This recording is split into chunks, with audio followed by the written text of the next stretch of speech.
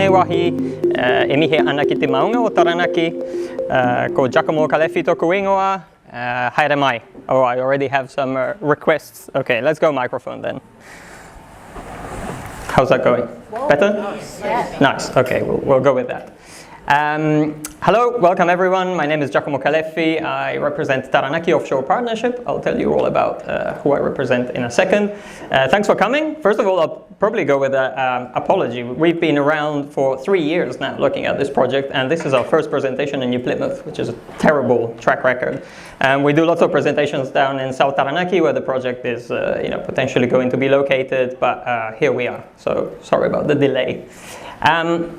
I'll be talking a bit about the overview of the project that we're looking at, which is an offshore wind farm off the coast of South Taranaki. We'll be going into some detail on some of the environmental aspects we'll be looking at. You'll be glad to know it won't be just me talking for the whole hour or whatever, but we'll have the great Alison Lane helping out as well. And then we'll talk also about some of the job opportunities and some of the kind of induced economy that projects like this can bring. Before I start, worth saying where we are at is very, very early. We are in what we call early feasibility of a project that has a lot that needs to be looked at before it actually becomes a thing. This is a massive project. It could be one of the largest infrastructure projects in the country. Certainly one of the largest energy projects in recent times. Plenty of scrutiny that has to happen, along the years that it takes to develop something like this. And we certainly start by, having as much community input as we can. So that's the reason for being here. We're not out there building it. We are years away from even deciding whether it makes sense to have offshore wind in New Zealand. So that's sort of the point where we're at now. And that's probably a good start for where we're going. So a bit of an overview of who I represent very quickly. Taranaki Offshore Partnership is 2 players that came together roughly 3 years ago to look at the feasibility of offshore wind in New Zealand. One you might be familiar with is a New Zealand super fund. So sovereign wealth fund of New Zealand, looking after trying to, replenish a bit of a fund to pay for our pensions in a number of years. And the other is Copenhagen Infrastructure Partners, which I represent more directly, CIP for short, one of the largest greenfield renewable energy fund managers in the world.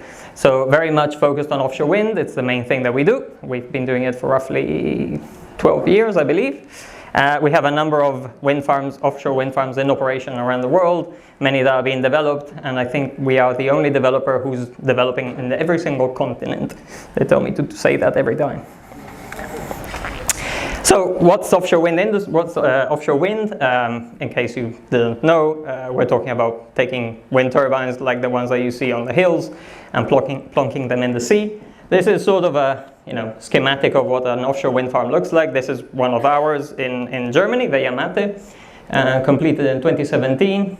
And those are the sort of main ingredients that we're looking at. We have wind turbines, again, not dissimilar from the ones that you have onshore, but these are installed in the sea. They are connected connected between each other by underwater cables. Those cables normally converge to a central platform that looks a bit like an oil and gas platform called the offshore substation. That's where the energy gets collected, let's say, and then from there we have 1 or 2 larger cables that take the energy to land. So those are the main ingredients. We'll look a little bit more in detail in what they mean, what they do.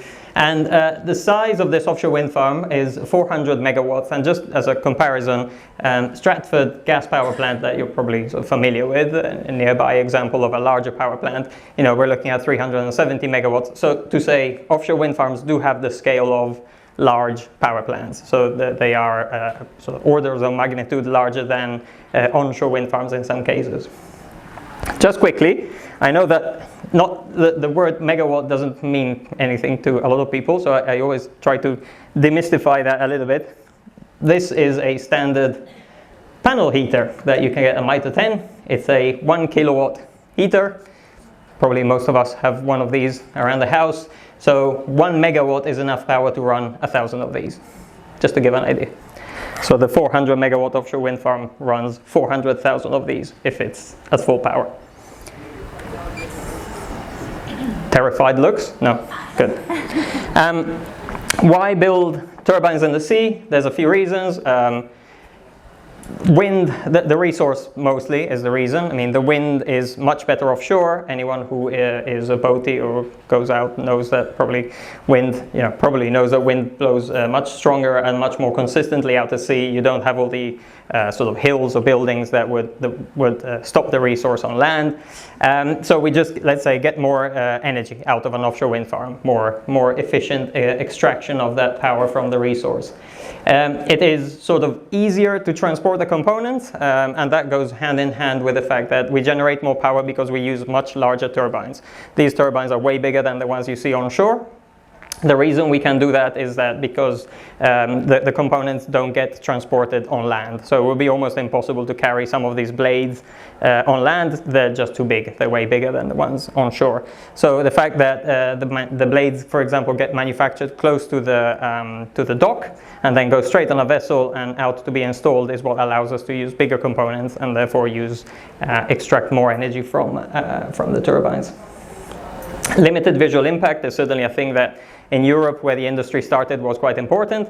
There's a point where people don't like seeing too many turbines on land, and they like the idea that they can be deployed out at sea. If they're far enough from land, we're looking at, for example, around 23 kilometers offshore, they would be visible on the horizon on a clear day, but quite small.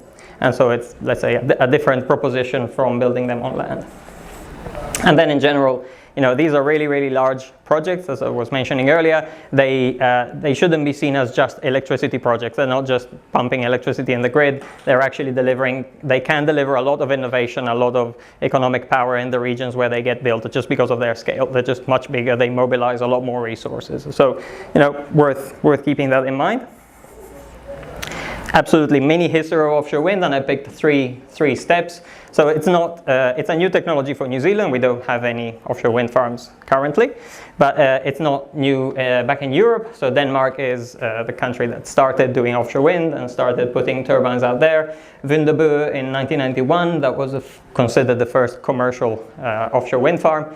It was pretty tiny, so the 11 turbines, 450 kilowatts each, which is very tiny for today's standards.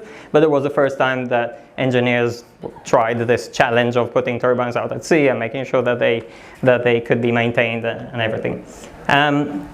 It took another sort of 10 years before we got to much larger power plants, again at the size of where they were comparable to coal power plants or gas power plants. That was Horns Rev, again by Denmark, in 2002. That was 160 megawatts total, so again, sizable. And then the third step that I put there is in 2017 was the first small offshore wind farm, only 5 turbines, but the first time that the turbines were all floating. And that was quite a big innovation because up to then the turbines had always been connected to the seabed. I'll talk a little bit more about floating. It's on its way to become, let's say, a real thing. Not quite there yet, but it will certainly be the future of offshore wind going ahead. Why are we looking at South Taranaki for an offshore wind project? So offshore wind, let's say, needs 2 ingredients. One, obviously, good wind speed, and you all know that you have those, no doubt. The other is shallow enough water in order to be able to connect the turbines to the seabed. New Zealand doesn't have a lot of that. You probably know the seabed drops quite steeply all around the country, except in some areas, South Taranaki being one of them. So I have a map here that shows 2 lines.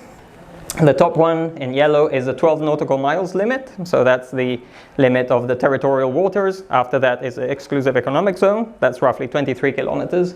And the green one underneath, that's 60 meters water depth. So up to 60 meters water depth is where we're sort of comfortable with today's technology in installing turbines that are connected to the seabed.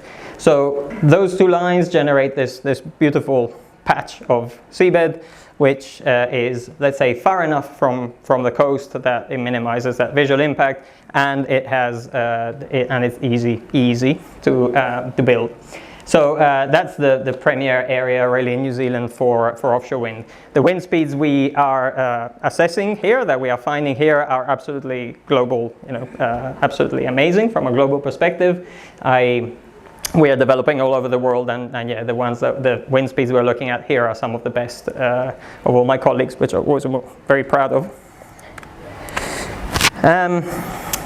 The area of interest, as I mentioned, for the project is the sort of roughly the one that we are looking at down there. And these are some of the details of the project that we're considering. Again, 25 roughly to 40 kilometers off the coast. The water depths will be between 25 and 60 meters.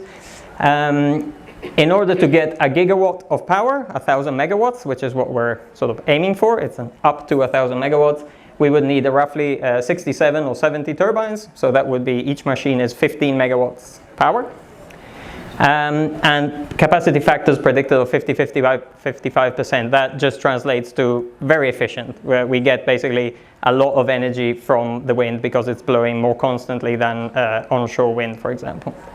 So those are some of the main ingredients of what we're considering. The 1 gigawatt or the 1,000 megawatts, that is a proxy to say it needs to be big. Projects like this use a lot of supply chain, a lot of vessels that come from Europe. It will be very difficult, it will be very, let's say, economically difficult to build a small offshore wind farm and still make it commercially viable, because we need to use the economy of scale of getting a $500,000 a day vessel coming all the way from Europe to install turbines. We need to make it big. So whether it will be actually 1,000 megawatts, we haven't decided. Again, as I said, we're very, very early in the piece. There might be a future where the perfect number for New Zealand is 800 megawatts or something like that. So some of these are parameters that will be revisited as we go ahead. How do you build an offshore wind farm? So some of the ingredients, again, this is going a bit more in depth into what I was showing earlier.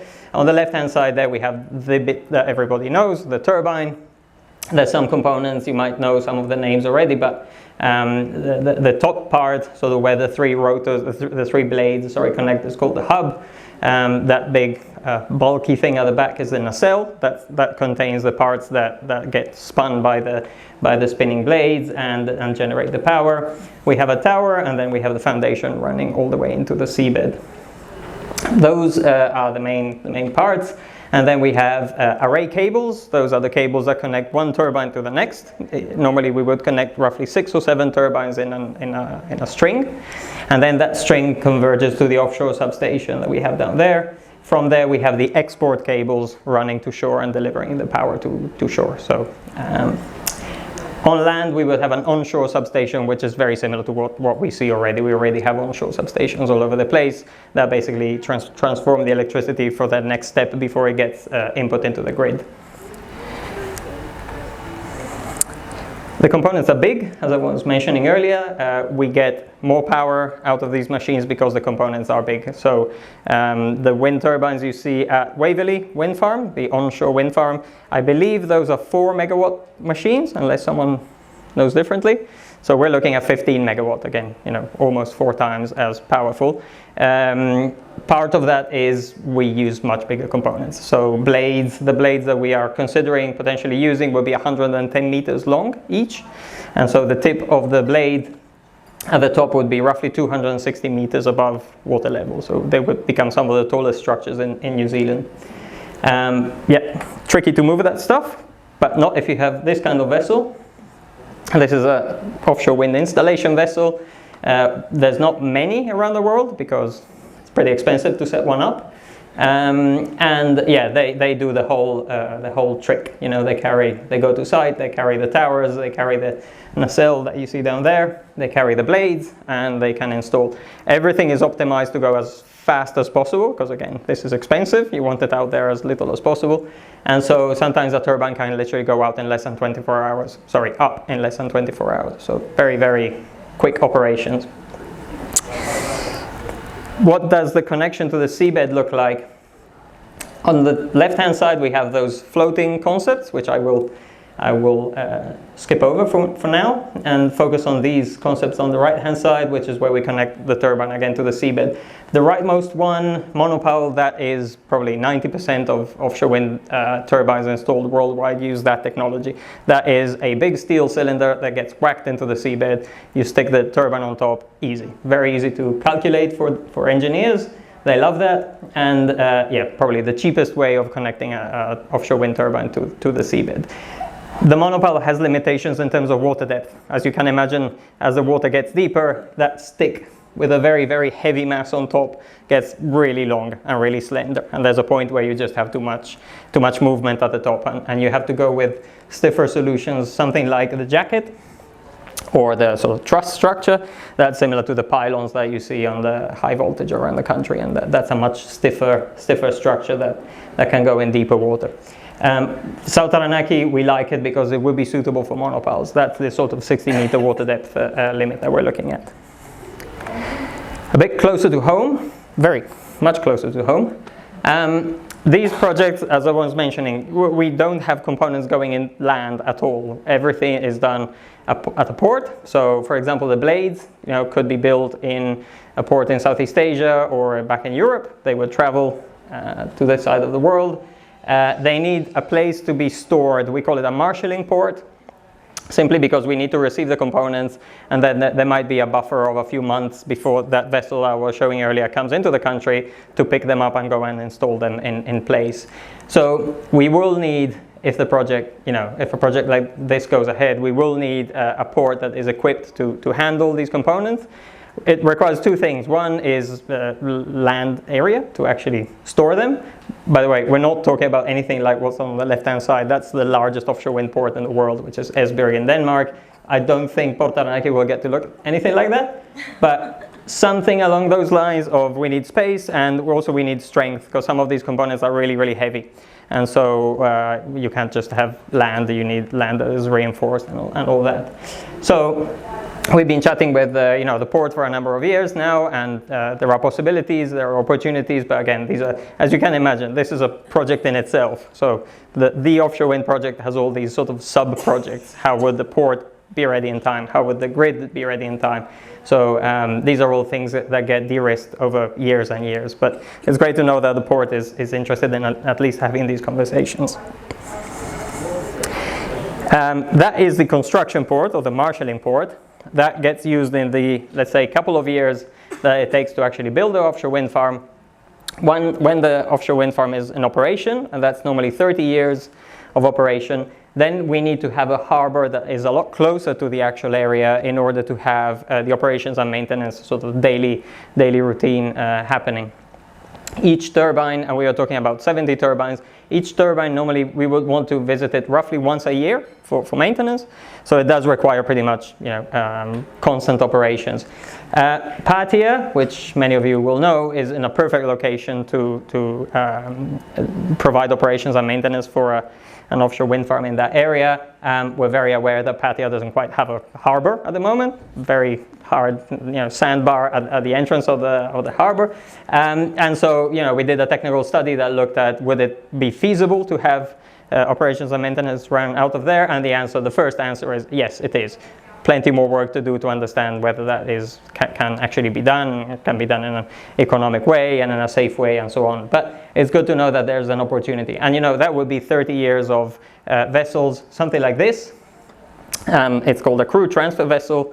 This would basically carry roughly, it carries 12 people, but it would carry the personnel that goes on to the maintenance on the turbines. The good thing is it's roughly an hour and a half sail from Pattaya, and so it would be pretty much, get up in the morning, go visit your turbine and come back in the evening. So pretty lean operation, which I'm sure the technicians would be happy about. Another option would be having a much larger vessel stationed at Port Taranaki. It could not be anything like this. It would become, again, a larger vessel that then every 2 weeks goes out to the wind farms and basically lives there. It's like a floating hotel for a couple of weeks and then comes back to Port Taranaki. Those are the two typical strategies that an offshore wind farm would adopt. 4 main phases of an offshore wind project. These numbers are sort of relevant for established markets like Europe. So in New Zealand, where we don't have offshore wind yet, we could probably comfortably add a couple of years to a few of these steps. It takes years to develop projects like this because as we will become clearer as we go ahead, there's plenty of things that need to be solved. It's a big puzzle of unknowns, of stuff that needs changing, that needs updating, that needs upgrading, like the port and so on. So a lot of work goes into understanding how feasible all that is. So it does take time. That's very much the period that we are living now. Normally, feasibility and development would culminate with some sort of approval, some sort of feasibility permit that allows us to actually go out and do either feasibility studies or build the offshore wind farm. There's no laws at the moment worth saying in New Zealand that allow us to do anything like this. We can't go out and build an offshore wind farm. That's why we're working with the ministry, and I think I have a slide about that. We're working with the ministry to understand what the rules of the game are, basically. Same for oil and gas. You will know about that one. Construction can be 2 years, 2 or 3 years, depending on how rough the sea is, and we know how South Taranaki is. Operations and maintenance, normally we calculate 30, 35 years, and then at the end of that, there's, as with any power station, you look at do we repower it, as in do the structures still have some life left? Is it environmentally more sustainable to just let the wind farm run a little bit longer, or do we decommission everything? Normally they get designed in order to be able to be fully decommissioned, but in 30 years time there might be a different view of what should happen with the structures and so on. I was talking about that feasibility and development stage. This is a snapshot of the kind of activities that go on during that time. You'll see that there's two sort of main milestones there. One is what we call the feasibility license, and the other over here is financial close or final investment decision. So feasibility license is when we get again a sort of approval from government to go out and do a bunch of studies. Especially what that has to include is some form of exclusivity on the site. As you can imagine, and if you have if you want to use a comparison with oil and gas, probably no oil and gas developer would go out there and drill holes unless they were sure that if they did find something, it was theirs to use commercially, right? Very expensive to drill wells. I guess in a way, I don't want to compare ourselves too much to oil and gas, but in a way it's similar. We need to know that if we go out there and spend hundreds of millions of dollars looking at the environment and the wind and the waves and all that, if at the end we feel like there is a case for building the offshore wind farm, that there can't be someone else that pops in and uses our area. That sort of makes sense. So we are doing a lot of work ahead of this site exclusivity. Definitely lots of engagement. We're doing quite a bit of work on the environmental side, which Alison will talk about. Plenty of work on gathering all the information we can on the South Taranaki Bight, what the seabed looks like, and all that. Port studies, as I was mentioning earlier. Once we have that site exclusivity or that feasibility permit, that's really where the really big studies, the really expensive stuff starts. Environmental studies is always the top, so we'll again talk about it, but marine mammals, seabirds, fish, benthic environment, all that, years of study of all that. G&G stands for geophysical and geotechnical, so understanding what the seabed conditions are like, what we're plonking the turbines into.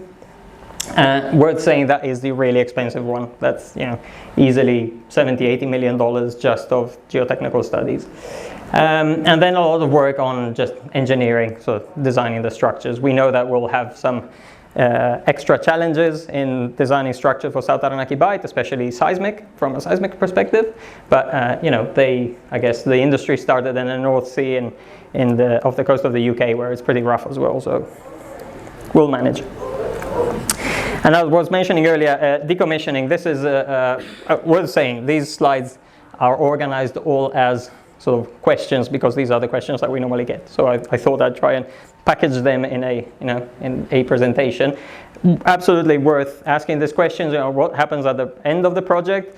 Up until, well, probably still, you can find on internet, if you go, pictures, absolutely horrible pictures of, especially in the US, huge areas of desert covered in wind turbine blades that are being covered up because they are unrecyclable. So that was the case. I'm not saying that those are fake. That the industry has had a phase where blades were not recyclable, and that was definitely not the way that a sustainable industry should be. So in the last few years, I'm very glad to say that especially the two main manufacturers of wind turbines, Vestas and Siemens, have found a way to recycle the blades as well. So to break down the resins that keep the fiberglass together, and that has made the turbines pretty much fully recyclable. The rest is all steel. There is no concrete in offshore wind farms, and steel is very easily recyclable. So is it an industry that has done everything perfect from the beginning? No. I doubt any human enterprise has done that. But it's definitely, and that's why I like working in this industry, I think it's an industry that has tried to be as progressive as it could along the time. And so, yeah, it's good to see that there are the right steps being made. Just from government, and I swear I won't stick too long on this very complicated slide, just to let you know, I was mentioning the ministry, that's MB, Ministry of Business, Innovation and Employment, is working on setting up, again, the rules of the game, or rather a permitting regime for offshore wind, so that developers like ourselves can apply for a feasibility permit. What we will be required to do is to basically show that we are the best candidate to hold a feasibility permit for an area, that we are the ones that, if we go out and do all our studies, if there is a chance to build an offshore wind farm, it will be us doing it, and that they should not waste time giving it to someone else who will, lose their way. That's sort of in a nutshell what the feasibility permitting regime means. It's split in two parts. So feasibility permit, if we get it, which will be roughly in the middle of next year, is when we're hoping that there will be a feasibility permit in place. If we get that, we have that sort of site exclusivity, as in we can go out, do all our environmental studies, all our geotechnical studies, with a degree of knowing that we would then be the only ones who are available, who are allowed to continue to the next step, which is the commercial permit. Commercial permit is what actually allows you to go out, build an offshore wind farm, and make money off it. That's an easy way of putting it. So those are the two steps.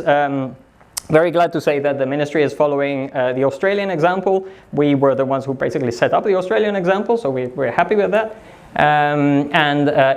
They're trying to not reinvent too many things. These are complicated projects, but again, it's been done elsewhere. So there are some things that are absolutely New Zealand specific, and we'll be working for the next year with them to try and flesh out what those particulars are. But it was very good for us to know that they weren't trying to go away and reinvent everything, because that would be a bit of a waste of time. By the way, I'm happy to take questions on any of this at the end, maybe. Couple of the activities that we've been doing so far, the main ones, and Alison will talk about some of the others. So this was June last year. We deployed a floating lidar. So this is a ugly looking container on a buoy. On top of it is a thing that looks like a washing machine. Is actually an extremely expensive lidar, which is a instrument that basically looks up with a laser and registers wind speeds at all the way up to 300 meters above sea level. And that sort of gives us a profile of what the wind speeds look like. We've had it out there for a year. I think it pings every 10 seconds. So basically we have actually 14 months it's been out there. We have 14 months of 10-second data of wind speeds that represent sort of what a wind turbine placed in that location would have seen. This is the type of data set that we call bankable, as in a few years' time, the roughly $6 billion that building a project like this could cost. Part of that would come from investors like NZ Super and CAP. Part of it will come from banks. And banks want to know that you are building something that is using a very specific resource. They want to know how much you will make out of using that wind. And so they want to know that the developer has done this kind of study with real numbers. We have a couple of cute videos. That's the flighter being towed out from Port Taranaki. Beautiful view back there. And that's the flighter bobbing around in the water. This was very exciting for us because it took a while to get there. But the other step, and then I'll let Alison talk more about it, but one of the things we've been hearing a lot in the last 2-3 years, talking with environmental experts and with communities, is that there isn't a lot of information on what the environment of the South Taranaki Bight looks like, or what kind of species use it. For example, there's consensus that it's important for marine mammals, but not many are able to point towards what marine mammals, which marine mammals use the area, how they use it. Do they, use it for reproduction, or is it a breeding ground or feeding ground? So we decided earlier this year in August to deploy 3 underwater microphones, which basically are out there in those locations that we identify there. they're listening out for marine mammals. And again, these will be out there for a year and record any sounds that they hear from marine mammals, mostly whales and dolphins, I believe. And that will give us a bit of a map of, again, an initial view into how marine mammals use that area. This is absolutely a pilot study. It's not at the scale that we would then do things. But as I said, there's quite a bit of difference in activities that we can do before an exploration license and what we can do after. So we thought it was worth starting with this because, again, we hear that there's really not that much data out there. And so the microphones were deployed in August, and they will be out there until next year. And they will have some nice sounds of whales and dolphins.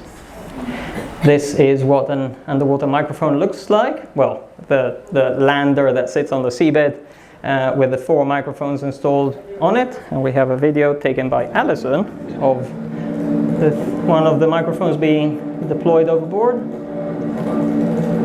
in rough seas.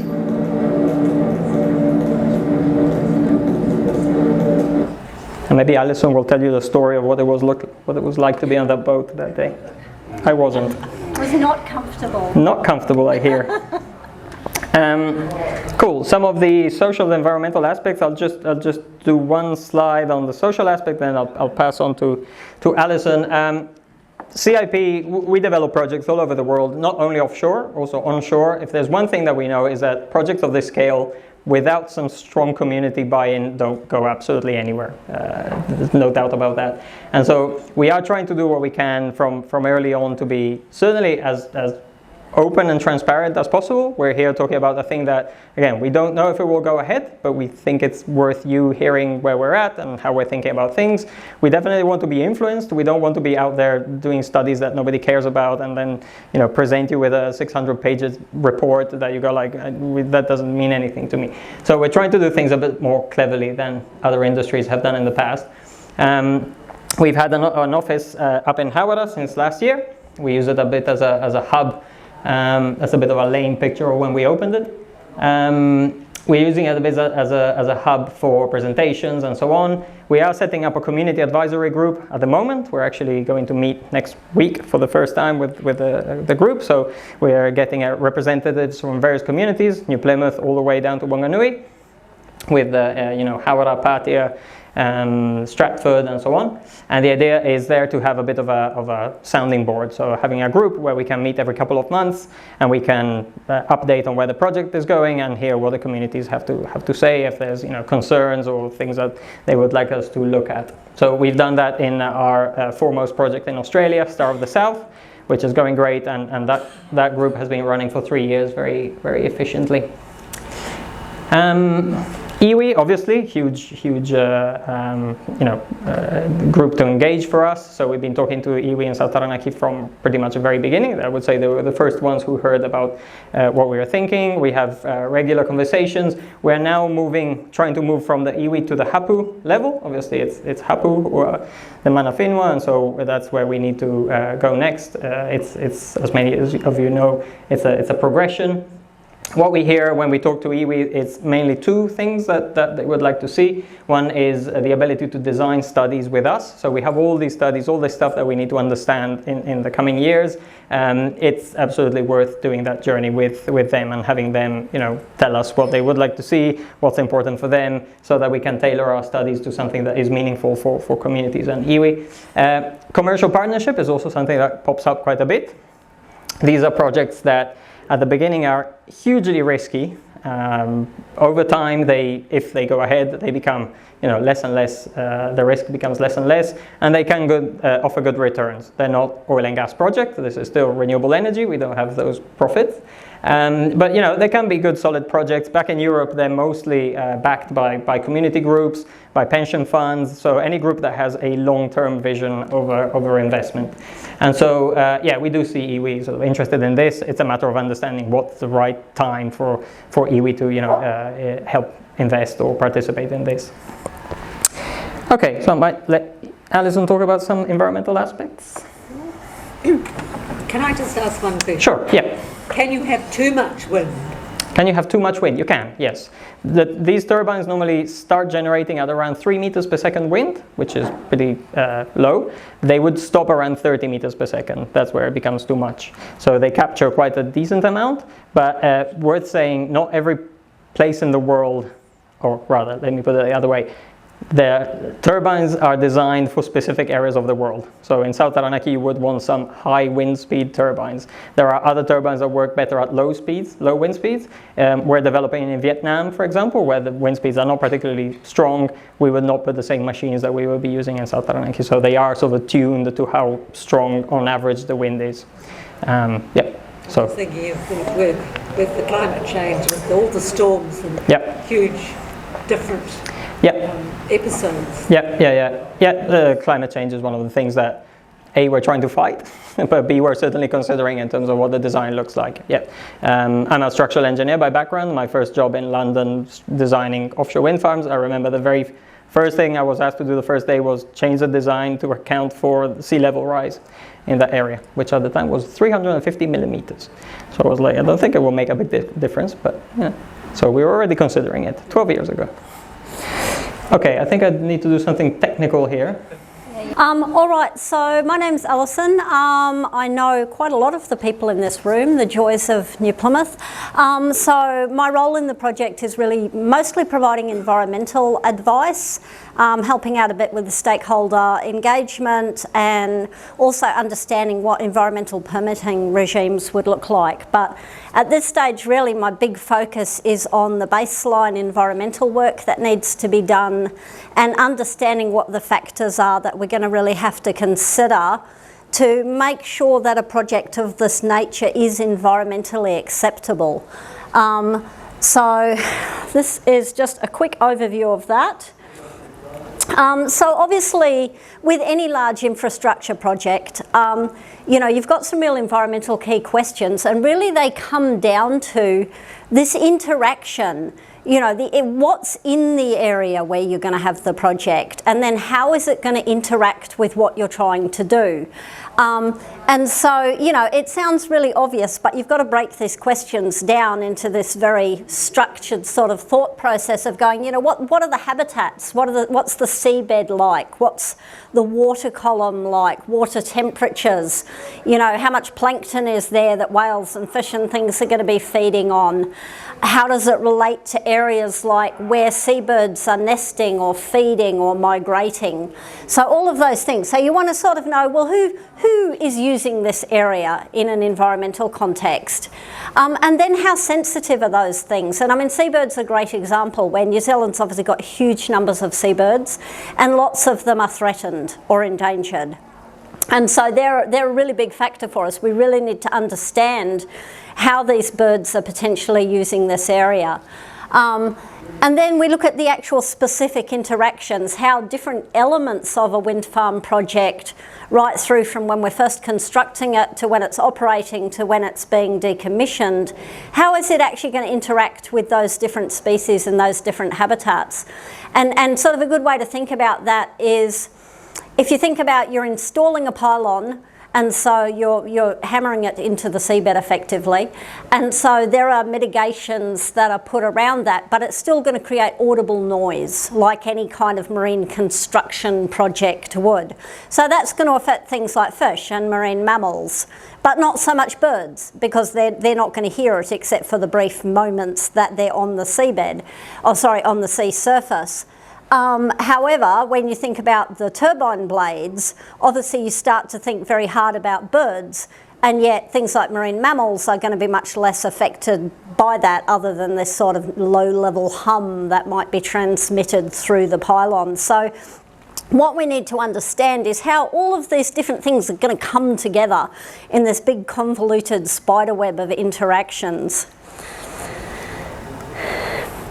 So, as Giacomo mentioned, offshore wind has been happening around the world for quite some time, and everywhere where it's happening there's a huge amount of research into the environment and into the effects on the environment. And we can definitely draw a lot from that, and we are. We're gathering every bit of research that we can get our hands on, and we're looking at all the new research that is constantly being done. You know, projects like this are great fodder for PhD students around the world, and they're all producing some pretty good stuff. And we're using what we can from that, but we're also really recognising that what we have here is quite unique. We've got some really unique species and we've got really unique environments.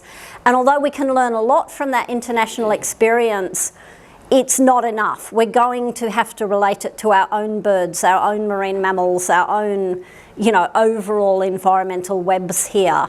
We can't be complacent about this. So the key environmental issues, and I mean it's much more complicated than this, but this is at a very high level, is that, you know, we're looking at the benthic habitats. So what's on the seabed? You've got sandy seabed areas that have a whole range of species that burrow into it or live on the surface. You've got reef areas that have really specific species growing on them. You know, you've got rocky areas. So understanding what those habitats are. People, I think of people as part of the environment. We might not be very good at it always, but we are. And so, you know, how do people use the environment? You've got activities like fishing, you've got diving, you've got navigation. You've got just the fact that people care about the environment and they want to know what's going on out there, and, you know, they want to know that it's safe and being protected. Marine mammals are obviously a really key issue in the South Taranaki Bight. We know that it's a hot spot for blue whales in particular, but a whole host of other marine mammal species migrate through this area, and some of them feed and some of them breed. So we need to understand who they are, when they're here, what are they doing here, which areas are they using specifically. Seabirds and shorebirds, there's some big studies happening around that. I'll talk about them separately. The primary producers, that's things like the plankton and the fish that eat them, and then also the coastal processes. So what's happening when you get closer to land, and any changes in wave energy, for example, and what are the effects of that. And then this is really, as I said, it's really simplistic. I've just put those down as little separate things, but actually, you know, they're all tied together in this incredibly complicated web of interactions. And so as soon as you affect one thing on that page, there's flow-on effects that bounce around all over the place. And so this is what keeps me happy in my job, and keeps me going back to Giacomo with long lists of things that I want to study. Unfortunately, so far, he's been very tolerant of that and humoured me. So I mean, I've mentioned this briefly. You know, the kind of interactions we're looking at are things like boat movements, we're looking at underwater noise, we're looking at seabed disturbance anywhere where there is a pylon put in. Operations and maintenance, again, you can have regular boat movements, smaller but more of them. Some noise, but a different type of noise. There's going to be the visual effect, as Giacomo mentioned. The turbines will look tiny on the horizon, but they won't be invisible. You know, the blades, obviously, that's when we start thinking very hard about birds. And they're occupying space, although we're looking at about 1.5 kilometres apart for the turbines. So when we say occupying space, it's on a pretty big scale, kind of from, you know, the nearest turbine might be from here to the islands away from its neighbour. And then decommissioning is kind of like construction but in reverse, and probably with less noise would be a good way to look at that. So those are the key interactions that we're interested in. And there are a lot of environmental mitigations, and this again, as I mentioned, is a lot of stuff that's being developed overseas with all of these projects, because the kinds of things we're concerned about are the same concerns internationally, even if some of the species are different. So underwater noise is obviously a really big one, and it comes up as an issue. I've worked on projects like port construction projects as well around the world, and they have the same issues where they're piling and putting things into the seabed and generating noise as part of that process. And so they do things like bubble curtains, and in this case, and I just love saying this, a double bubble curtain, where basically you've got air blowing up from the seabed, and what that does is it attenuates the noise and helps to slow or sort of shorten the transmission distance of the noise. But then you combine that with things like you would have active acoustic monitoring, where you've actually got hydrophones in the water all around the site that are actually actively listening for marine mammals of different species, and there would be detection limits, so where you basically modelling would say, okay, if a marine mammal is within, say, and I'm just pulling these numbers out of the air, 1 kilometre of the piling, it's at risk of harm. So you would then have all your monitoring set up so that if a marine mammal came within that sort of observation distance, the operations would have to stop until it moved away. So you'd have a whole heap of active monitoring going on for marine mammals to kind of try and, hope that they didn't slip through that. And I mean, if they did, it's presumably because they're not too bothered about the noise, but you still want to be really cautious about that. Things like there's a lot of work happening overseas about trying to find ways to make the turbines so that seabirds avoid them. And that, especially in some of the North Sea areas where they have these massive migrations of, hundreds and hundreds of thousands of birds flying through some of those areas, where there's a lot of work happening on ways that you can actually make the turbines really visible to birds so that they go off and move around it. And then, as Giacomo mentioned, the recyclable materials, and those are just a few examples. There's a whole heap more, and again, that's something we're watching. It's like this: watch this space. What here is going to be applicable to us if we go ahead? And so, the work that we've done to date, there's been a lot of constraints mapping, just looking at what are the really big red flags for the area. But then also a lot of literature review. We've pulled together every single piece of literature we can get our mitts on, whether it's formal scientific published papers, government reports, PhDs, anything we can find to understand what's there and what the gaps are in the information that are there. And we've had a technical working group that's been working on that project to review all of the literature and help us understand what things we need to look at. I'm going to skip that one. So one of the active pieces of work we've got at the moment is this thing called the Marine Mammal Working Group. And basically we've gone out and we've found about 10 of New Zealand's leading marine mammal experts. And we've really intentionally gone to people who, I would say they're not pro-industry.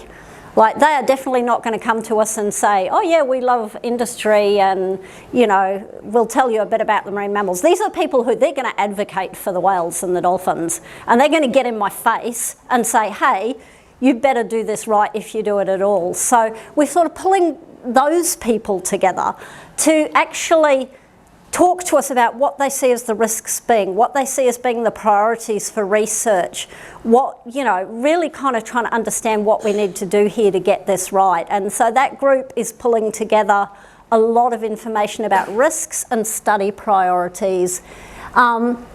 And with this group, any results that we have come out of that are going to be made public. This is not going to be held by the company, it's going to be published, and it'll be open source for decision makers in government, for anyone who wants to jump up and down and say, we don't like offshore wind, and for any other developers who might be looking at the area, because we think this is really important work.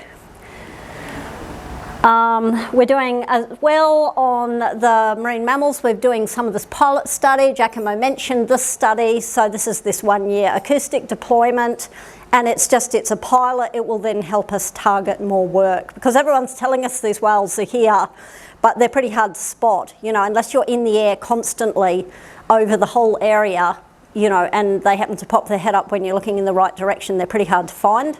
So by having these acoustic monitors on the seabed that just are listening continuously for a year, and then we use artificial intelligence to actually look at those data and tell us what whales were there, what direction they were going in, whether they were just hanging around in one spot, were they feeding calls, were they mating calls, that kind of information will come out of that.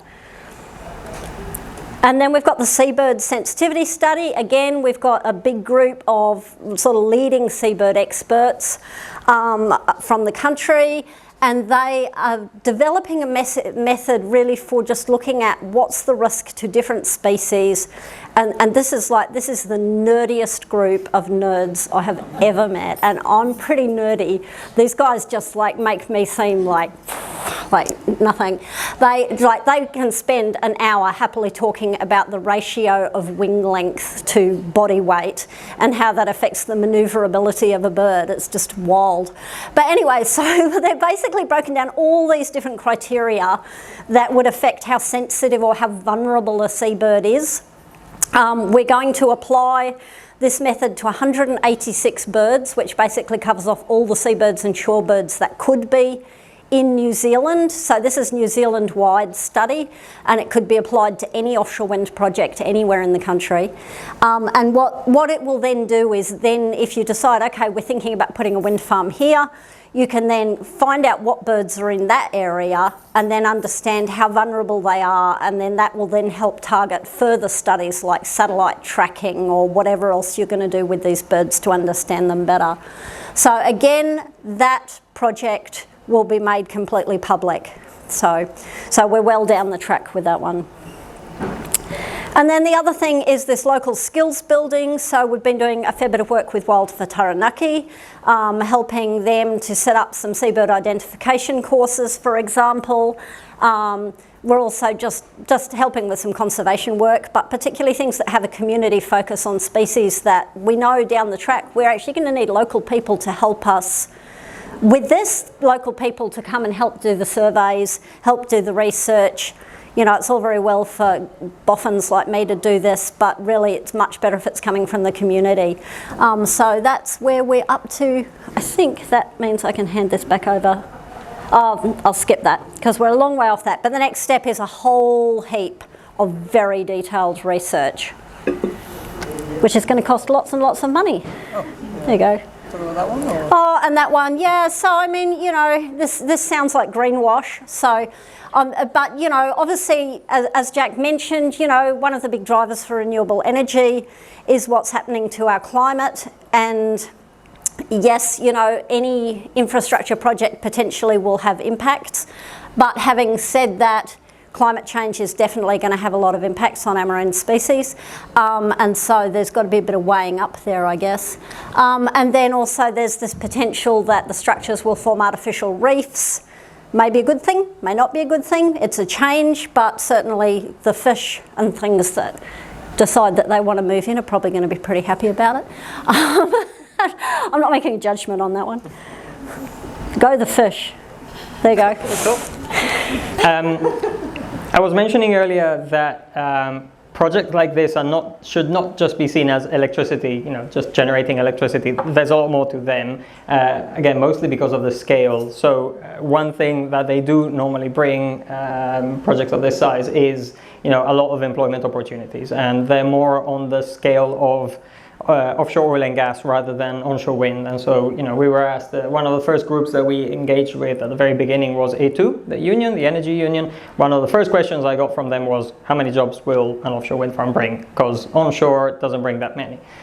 We were like, let us go away, have a decent think about it, and a year later we came up with an industry capability mapping. So this was a very, very in-depth look into what kind of activities would offshore wind require, as in what kind of skills, what kind of jobs would be associated with offshore wind entering a new market like New Zealand, especially in the various stages. So planning an offshore wind farm, building it, and then operating it, and then understanding which skills were already existing in South Taranaki. We very well know that, you know, there's a tradition of oil and gas here. Again, from back in Europe, we know that there's quite a lot of overlap in the two industries, and so we were keen to map that. One especially thing that we wanted to do is not do a generic study plucking numbers from other countries and just factoring them for New Zealand. We actually went out and did a lot of interviews with businesses in Taranaki and global and nationwide. And we think we built a fairly decent understanding of who could do what and what kind of jobs would come. We are trying to be quite realistic, not looking at jobs that will very likely not come to New Zealand. We will probably not have factories that build offshore wind blades, you know, that not even Australia has the sort of economic size to do something like that. So we are looking at what jobs are realistically coming this way, because that's where we can focus work to actually make it happen. Good to see A2 sitting at the back. Hello. The study returned a few numbers that I'll try and share. It was done by Concept Consulting, very, very good sort of boutique consultancy back in Wellington that had never done any study like this. They mostly do sort of energy economics or things like that. But we approached them with the study, and actually initially they turned me down. They were like, "No, we don't do that kind of stuff." And then they called me back 2 hours later, going like, "Actually, sounds interesting. Let's try."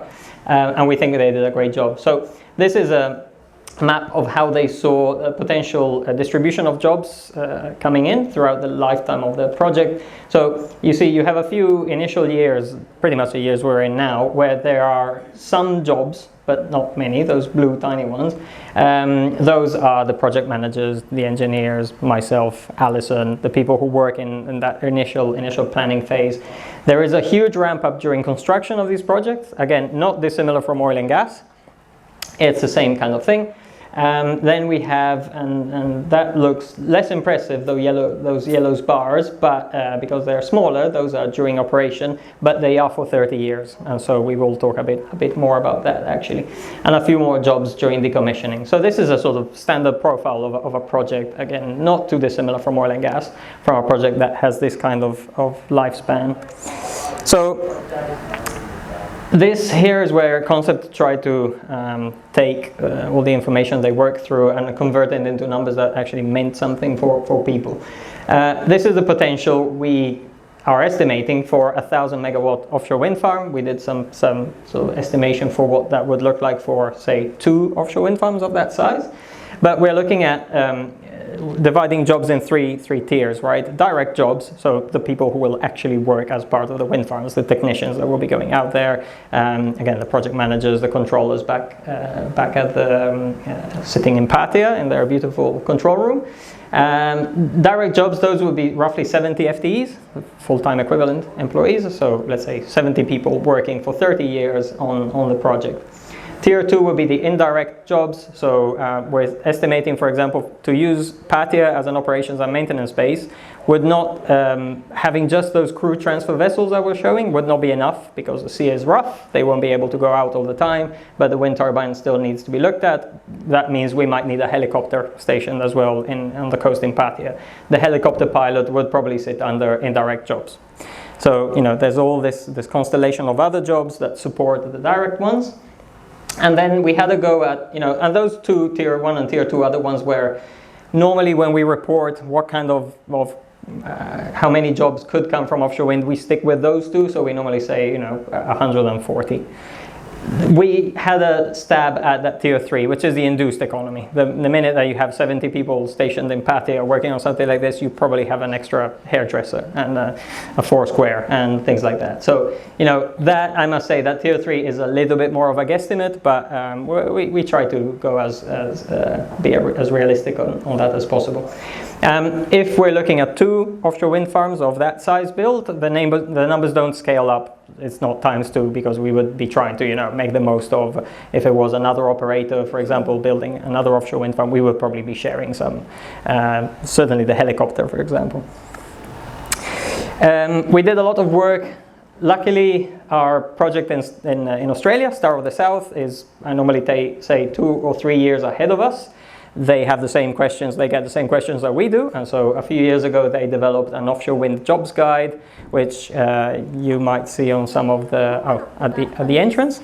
Yep. If anyone wants one, come see me because I have got a couple of spare paper copies. Yeah, we have a full carton of offshore wind jobs guide. So this lists the types of jobs, or some of the types of jobs that would come with an offshore wind farm. We took the Australian version and made our own New Zealand version. So it's quite, you know, it's based on New Zealand, for example, qualifications and so on.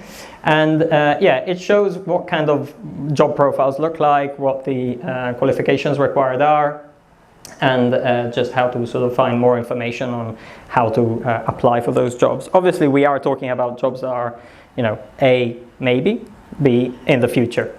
And sometimes I do get people who go like, then why are you telling us at all about it? Because the reality is, unless we start having these discussions now, there is a future where nobody has done any of this work, and we end up having to get workers from overseas because there's nobody ready in the area. So one thing that we always try to be clear on is we're not here saying you will get the job in 10 years time. What we're saying is we're trying to understand how to put you in the position in 10 years time to be the right person to be employed for that job. A little bit more complicated, but again, we're trying to be realistic about things.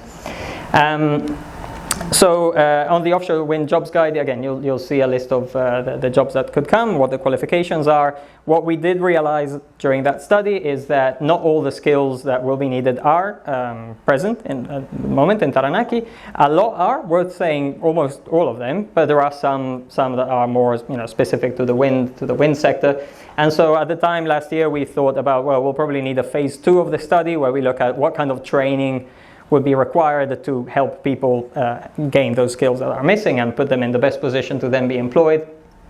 Phase 2 actually did happen, and we are wrapping it up right now, so it's what we've done for this year. This will become a public document as well. We're not quite finished. There will probably be a January thing. But the kind of things that we were trying to answer in that study were what training is available and what needs to be added. How do we ensure that people know about these training opportunities? How do we get especially young people maybe excited about the idea of getting into offshore wind? Who should be in charge of organizing all that training? That's where we like to point out that we are offshore wind developers, we're not training providers. So we are happy to do that first sort of phase of bringing in the information and getting people together to talk, but obviously there's a future where there's some, I'm assuming, government entity that takes care of having recognized that there's an opportunity there and puts effort into developing those training programs. And then especially a bit of strategy, because again, we might be 10 years away from an offshore wind farm actually operating, and so when is the right time to start preparing an offshore wind technician? Probably not next year, because then they finish their studies and they're twiddling their thumbs. So we have to kind of, this has to be paced in a way that requires a little bit of a strategic approach, which is what we're trying to, promote. Just some sort of snippets of what we have in this phase 2, in this training report that will come out. Again, which we try to distinguish which qualifications are absolutely essential for the jobs, so people will need to have those, versus which one will be preferable and put them in a better position to be hired. Different pathways of, you get your secondary qualification, you get a degree, and then you get the job, rather than maybe starting in a role that already has some skills, can require maybe just a little bit of on-the-job training, and then get an offshore wind job. Are there any big gaps in training opportunities for any of these jobs? And this is kind of what we're the takeaways that we got from talking a lot to Australians and also from the UK market, where they've set up a lot of this in the past. Worth saying, the UK has embraced offshore wind roughly 20 years ago. They went, and they still are, the leading European country in terms of development of offshore wind.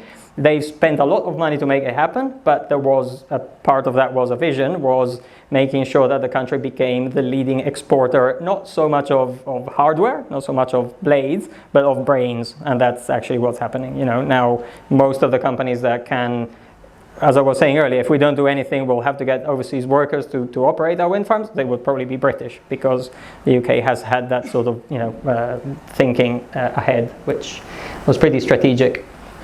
So we did speak a lot to our Australian colleagues and our UK colleagues. These are some of the main points that that we would pass on and recommend to anyone who tries to set up a training system. So you have to understand when is the right time to invest in a training program. What's the scale of wind energy industry that you need to justify having training programs in the country, rather than flying people over to Australia, getting trained for maybe a week course and then coming back. So that there's clearly a critical mass of projects that you need before you have that investment. And certainly the last two points. One is understanding how to engage young people, and it's part of that, I guess, engaging young people into STEM and all that, and get them excited about the opportunity of offshore wind one day coming. And also the flip side is how to engage experienced workers, for example, oil and gas workers that might want to transition and understanding what the pathway to that could be. Again, our Australian colleagues are doing a great work there. Over there, the transition is mostly, because it's in the state of Victoria, the transition is mostly from coal workers in coal power plants. And so we mapped out exactly what the transition from working as a coal power plant operator to an offshore wind operator looks like, and what they should consider when, and so on. So yeah, these seem like some really powerful programs to get people on board. I think that might be it. We kept it quite short, don't know how long it was, but because we're very happy to get questions. I'm sure there will be some questions that I did not cover. So let's see who wants to go first. One. Hello. Have you guys had a discussion with Transpower with regard to the 2 or 1 GW and the impact that will have in terms of in being able to supply energy to across the world, across New Zealand? Yep. You had those discussions? Yeah. Good question. I'll relay it around if we have had conversations with Transpower, which is the owner and operator of the electricity grid in New Zealand. Yes, we have. They're one of the first sort of groups that we have to started talking to. Worth saying, 3 years ago they weren't particularly receptive because offshore wind seemed like just a bit pie in the sky. Now, there's been a lot more work, and now they're starting to kind of, well, certainly the last year they've activated themselves quite a bit more to understand what the impact of having offshore wind dialed into the grid would look like. So what we're hearing at the moment is 1 gigawatt extra of offshore wind pumped into South Taranaki, into the 220 kVs in South Taranaki, would be doable. 2 gigawatts start becoming a little bit much, as in it would require a level of upgrades to the network that becomes expensive. Doesn't mean that it's impossible, but it just requires a different level of does the country want that level of development in that area. One interesting kind of balance that they propose, or that they think would be easy to do, is a gigawatt in South Taranaki and a gigawatt up in the Waikato, which is the sort of the second best offshore wind area in New Zealand, much closer to Huntly and Glenbrook, and the connection especially closer to Auckland. That would, for some mysterious electrical engineering reason, balance the grid a lot better than having 2 gigawatts in South Taranaki, for example. So these are ongoing conversations. They're not resolved overnight, same as the port. This is a big thing, so understanding how and when and if Port Taranaki should upgrade for something like this is not solved overnight. It's an ongoing conversation that lasts several years, where both sides, the investors and the transmission grid or the port operators, trying to understand are we going towards a future that makes sense for both of us. So yeah, certainly the grid is one of the big conversations, and Transpower, they're obviously pretty good. They haven't connected anything like this into the grid before, but they know that they see the European experience, and they see how it could in many ways translate relatively easily. But plenty of work to do to solve it, that's for sure. Yeah. Richard. Do you think you will have to share the site area with seabed mining? I was very sure you were going to ask that, Richard. Many of you might know that, there's a seabed mining project being proposed in very much the same area that I showed earlier. It's tricky. There's no example anywhere in the world of offshore wind coexisting with a seabed mining operation. I've tapped into all our technical excellence team around the world to ask if anyone else has that experience. Look, we're looking into what it would mean. Certainly not in the same area. We can't have, I talked about the turbines having cables running on the seabed. We can't also have a crawler dredging up the seabed in the same area. So the question is more about would the area that is not covered by the TTR permit be available for offshore wind? It raises quite a few questions, and at these early stages where a lot of the investment is at risk, let's say it's not the best idea to add another risk like that. And you might have seen that some other offshore wind developer recently left, also sort of claiming that that was a big deal in their risk assessment. So each investor, each developer has a different risk profile, has a different risk appetite. We again built these all over the world. We know it takes a lot of patience. but I can't say that the seabed mining thing is not worrying us. It is. Yeah. Has your final investment decision been made yet, or is that No. still coming? No, that would be at the end of all the studies, all the environmental and seabed studies. So that would be, at the moment we're looking at, if everything went super well, 2030 could be when we feel that we have all the evidence needed, and that's all the environmental studies, all the geotechnical studies, the grid being solved, the port ready to be upgraded, all that needs to line up, and that can be hundreds of millions of dollars of work before the developers go, yes, okay, let's spend $6 billion to actually build it. So lots of evidence to be gathered. Hello. Are you considering power storage? A lot of the power generators are busy installing batteries to cover peak demand. Yep. Your question was whether we're considering batteries. Absolutely worth asking, because we're talking about wind. I was talking about how it's more consistent than onshore wind, but we'll have times when the wind is not there. Offshore wind, because of the scale at which it produces, rarely goes with batteries, not the batteries that you see for solar farms, for example. We would basically fill up a battery in 20 minutes and discharge it in another 20 minutes. So at the moment, the battery technology is not at the scale that can be paired with offshore wind. What offshore wind normally gets paired with, back in Europe, for example, is pumped hydro. So is using, in the middle of the night, if the wind is blowing and nobody in the country is using the electricity, you use that electricity to pump water back up in a dam, in a reservoir, and then you store that. So in a way, that is a battery. You're storing your water somewhere else to be used at some other time. That's actually one of the things, when they ask me if we're considering a battery, projects of this scale require a bit of a different attitude to how energy is managed in a country. At the moment, we are using a lot of water from our dams, and we know that when that water runs low, for example this winter, where the reservoirs were not being replenished by water, by rain, we have crazy electricity prices, because where that water has, let's say, maybe should have been stored a little bit earlier.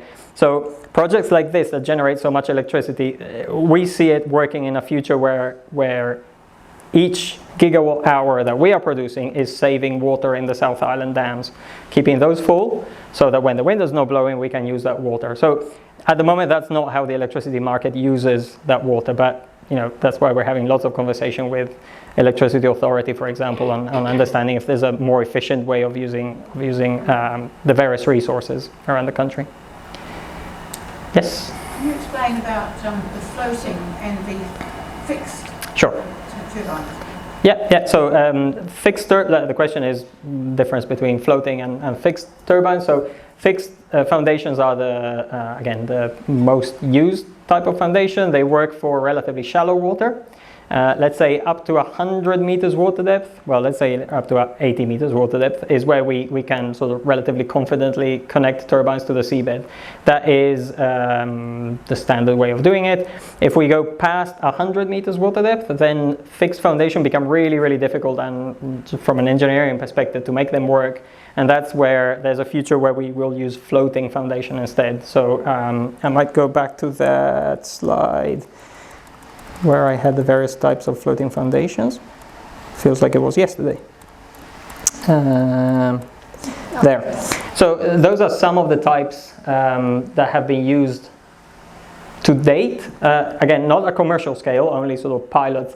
The one on the left, the spar, that is basically a big, the cylinder continues underwater and has some big ballast at the base that keeps it sort of upright, and the whole thing is floating. That is an awesome technology, very, very easy, very easy to understand. Problem is, it requires a port to build it that is something like 100 to 200 meters deep.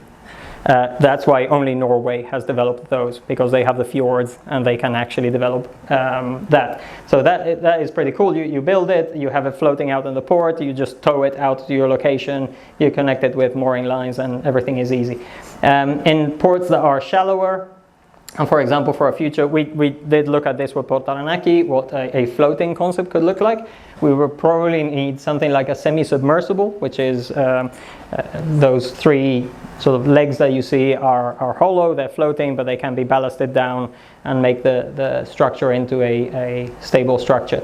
There are still some technical challenges in floating offshore wind. Let's say it's not quite there yet. Very difficult. You can imagine that whole thing is floating. It has a huge mass on top. When the wind turbine is spinning at its maximum potential, you have to imagine that the whole rotor almost becomes like a full disc, a solid disc that is being pushed on by the wind. So you can imagine how much control goes into that ballasting to make sure that the turbine doesn't flip over too much.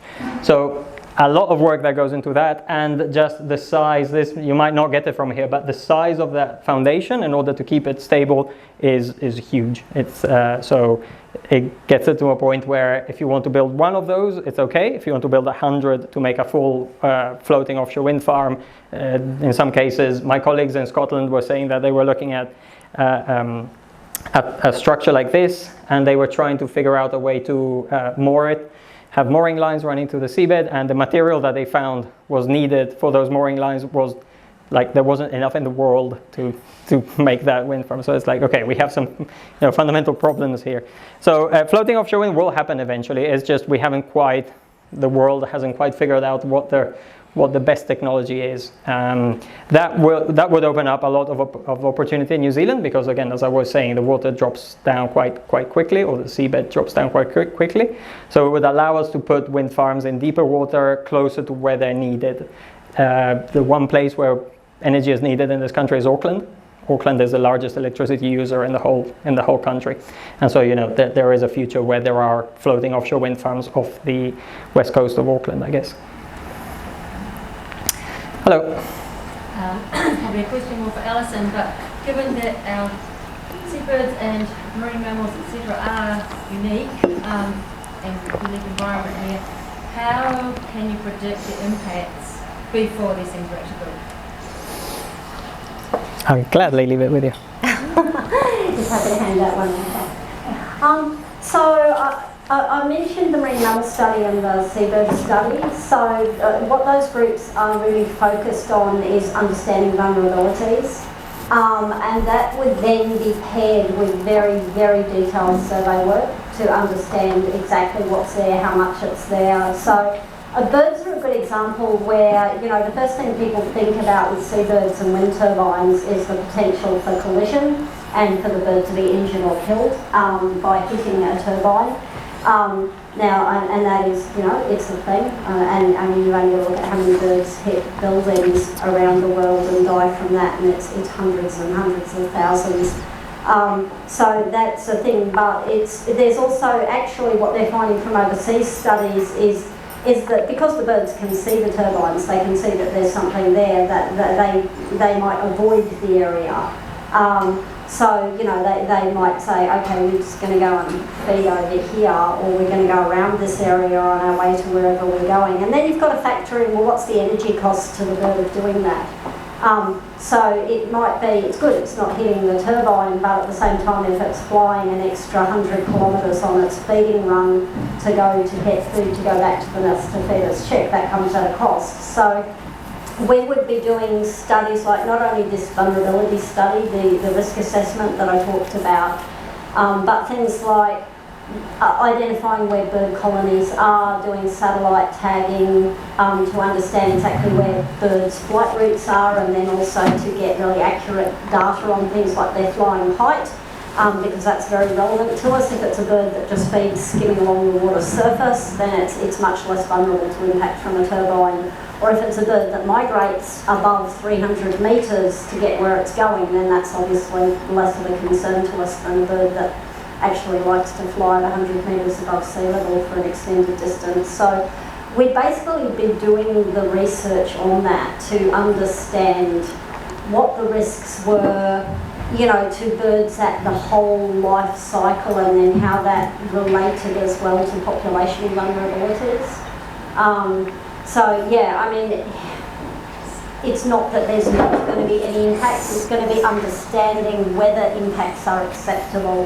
And obviously there's an environmental consenting process that would be part of this. So all of the environmental studies that we would do would feed into a big, humongous environmental impact assessment that would then be considered by whichever regulator, the EPA or whoever it was that was appointed as the decision maker, who would then hear evidence, not just from the scientists who've been doing the research on the project side, but also, as you, I'm sure many of you are familiar with, the sort of hearing process where someone wants to do a development and, seabed mining would be a great example, and you've got hundreds and hundreds of people who are then willing to put in expert evidence and stand up at a hearing and provide the opposing perspective and say, no, we actually think that, the birds are more important than the energy.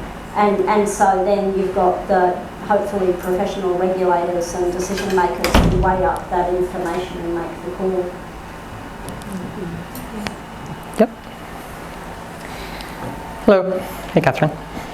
I'm interested in the economics of your project. Mm-hmm. It all sounds huge, and how are you going to make your money? Yep. Are we going to just selling power to us? That's one question. The other one is the cost on, say, port expansion or port upgrade to make it work for the industry. How would the economics work? How would the economics work? You're absolutely right. These are very expensive projects. To be commercial, they rely on that lots of power that they can generate. That's as simple as it is. So they cost more, but they produce more. Is the balance right? That's part of feasibility. That's why we're in feasibility. One of the things that we certainly, it's not like we're just waiting for an environmental approval to go ahead. We need to convince over years the investors that there is actually a case for building an offshore wind farm in New Zealand. One example of there isn't a case is if the wind farm ends up costing so much that the power we would generate would be too expensive, and then nobody would buy it. It's as simple as that. So offshore wind makes sense in a future where the power price makes sense for the country, where it's actually lowering electricity prices. It will, we predict it will, mostly because the issue with electricity prices in New Zealand at the moment is there's not enough supply of electricity. There is sometimes when it's very rainy and very windy, then we have an abundance of electricity, but we're not connected to any other country to sell it or share it. And so in those times, nobody knows anything, nobody worries about the electricity market until we get a winter like the one that we just had, where the lakes were low, there wasn't a lot of wind, and electricity prices soared. And you probably saw that some companies actually left, some industry closed because electricity prices were too high. We consumers, of residential consumers, are somewhat insulated by that because retailers buy electricity on our behalf and then sell it to us at a specific price which is fixed. But that only, they're taking the volatility instead of us, but that works only for a little bit because there's a point where if electricity prices keep going up, they will go up on our bills as well. So the commercials, we haven't decided whether it makes sense to build this yet. We haven't decided whether the price that we would sell the electricity at would pay for the cost. What's worth saying is in many other countries it does. I mean, offshore wind is not non-commercial. It's a fully commercial opportunity in the UK, for example. There's good money to be made out of running an offshore wind farm. It's generating, the way it gets it is through selling power to people. It's like any other power plant. It's using a resource to generate power to sell. The size of upgrades to Port Taranaki, we're not at the stage where we have real numbers. What we did is a study last year for them, with them, on various opportunities on what upgrades could be required. We come with, if we wanted to install a 1 gigawatt offshore wind farm over 2 years, it means that we need to be able to store at least 500 megawatts of components per year. What area does that translate to, and are there any areas of the port that look like could be used? Then it's a matter of, as I was saying, aside from the area, is it strong enough? Would it require engineering upgrades to support it? So, we did that kind of high-level study, and we identified options where we could they could reconvert some of the areas that already exist and just strengthen them, or they could move some stuff and dedicate that area. So at this stage, it's more like with the Pattaya study that we did, it's more technical feasibility. We're asking the question, does it even make sense to consider that port or that harbor for this purpose? If the first answer is yes, we add it to the list of things that we definitely need to look more at. But again, at this stage, everything is very, very high level. Hello? You didn't really talk too much about like engineering design Yep. opportunities. Do you see that kind of staying in-house with you or New Zealand consultancies or bringing in specialists from overseas, that sort of thing? Yep, yeah. Question on engineering design, whether we'll be able to do it here or overseas. A bit of both. There's, I was showing earlier, we had that graph with how many people could work in the various phases. That planning area, planning phase at the beginning, you know, it's not many people. I think the number was something like 120 FTEs or something like that. But that's again for a number of years, and engineering design is part of that. Worth saying, offshore wind farms are very specialistic. In some cases, we will need to use overseas experience. There's, for example, only 2 engineering companies that we normally work with to design the foundations, just because we know the level of complexity. And so, again, with projects of this scale, you don't want to give the design to someone who will not be able to do it as perfectly as they do.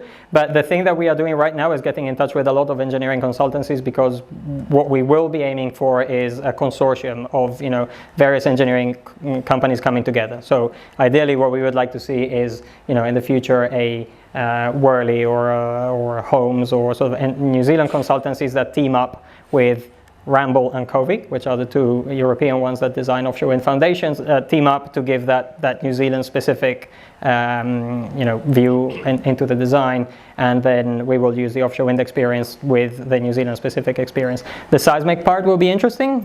Offshore wind hasn't been deployed in many seismic areas to date.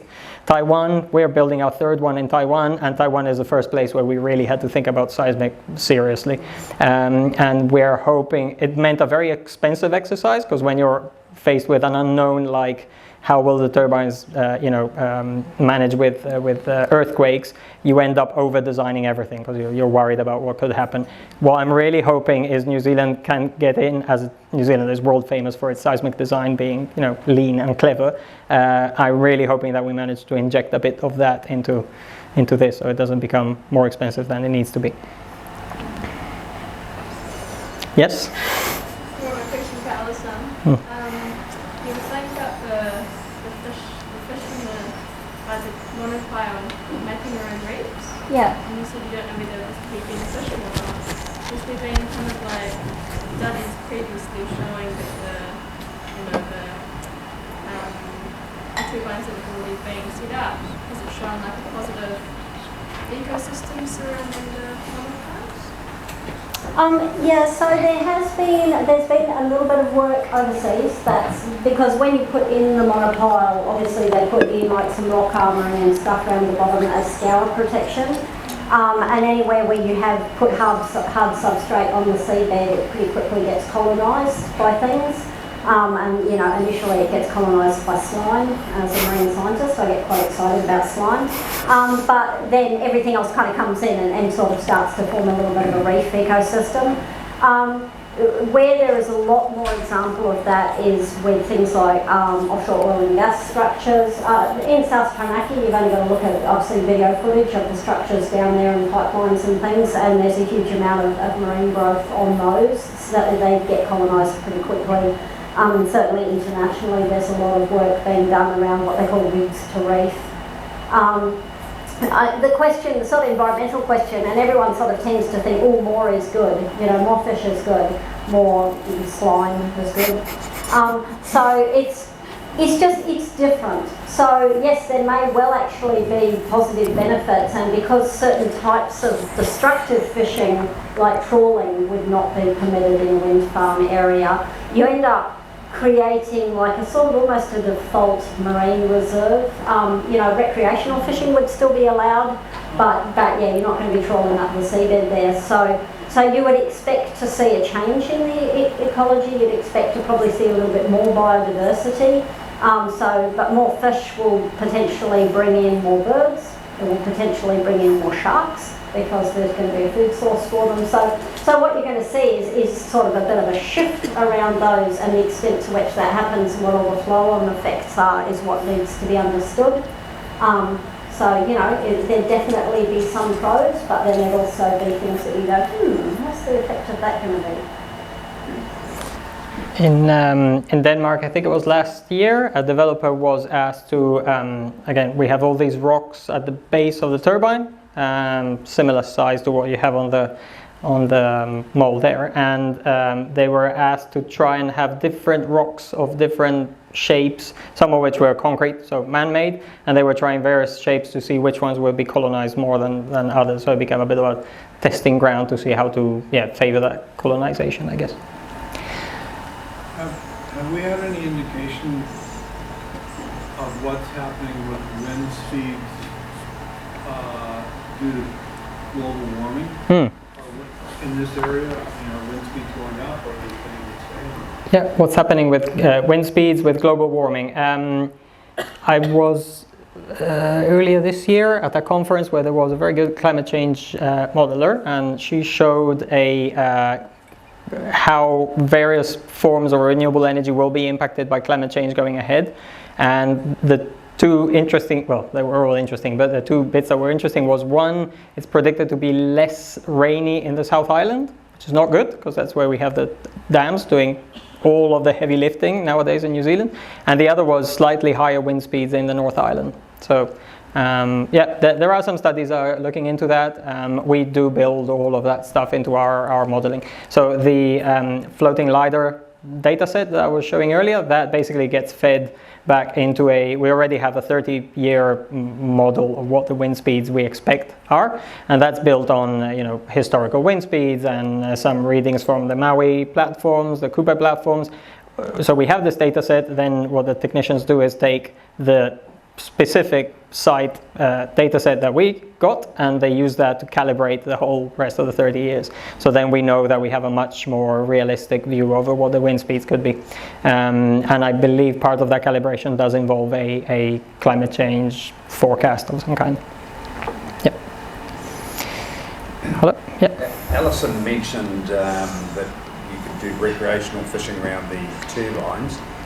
For commercial fishing, and for some of those other types of fishing methods, what sort of exclusion zones would you require around the turbines or around the wind farm? Worth touching on fishing. I will slightly contradict Alison on the fact that about trawling, it's not a complete exclusion. Up to date, remember, offshore wind has been around for 25 years, so it's still a little bit sort of in testing in some ways.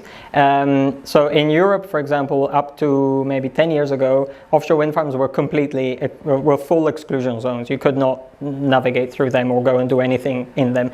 Over time, they've realized that there's no real reason for that. And so, for example, we're considering that recreational and commercial fishing would be doable inside the wind turbine, inside the offshore wind farm. Not sure what the actual exclusion zone is. I think it's 50 meters from a structure. You're not allowed to go and anchor onto the structure. Trawling is one of those things that up until today has been very much you're talking about something that is really close to the seabed. We have those cables running on the seabed. It's seemingly dangerous both for the cables and for the trawler. But my understanding is some places are starting in Europe to open that up a little bit more, and so in some cases it might be that there's a corridor sort of cutting through the wind farm that allows trawling. But that's the kind of conversation that we want to have going ahead, and understanding whether the risks outweigh the benefits. Worth saying, we did a couple of fishery studies early on. It doesn't look like that area is super intensive commercial fishing. It seems like a lot of the trawling especially starts slightly south of that area, but certainly it's one of the conversations that we will need to have going ahead. But trawling would be the only type of fishing that would have to be discussed, let's put it that way. Otherwise it's pretty much anyone can go in. There might be some caution required on where to anchor, again because of the cables on the seabed. That will also depend quite a bit on whether the cables will be trenched underground or left just sitting on the seabed. That is a lot of factors will depend on that. Environmental is one. We hear that there's a pretty significant sand waves going through South Taranaki, so there's also a question of if there's a 2-meter sand wave constantly going up and down and we're trying to trench the cables 2 meters down, how long will it be before it's exposed again? And so all that kind of stuff is what we would be looking at again for a number of years, and then making a decision on what makes sense. And coming out of that would be how fishing could be managed, or what the risks could be to fisheries. Yeah. A couple of questions. Sure. Would the super fund and CIP look at being the owner-operators, or Mm-hmm. would you bring in another company / investor to look at operating it? Yep. And have you considered, or have they looked at feasibility of potentially using the Kupe platform as a hub or infrastructure on the Kupe field? Yep. Question number one, would CIP and NZ Super be the owners operators? Yes. CIP has all the projects we've had have all been from early development all the way to building and operating.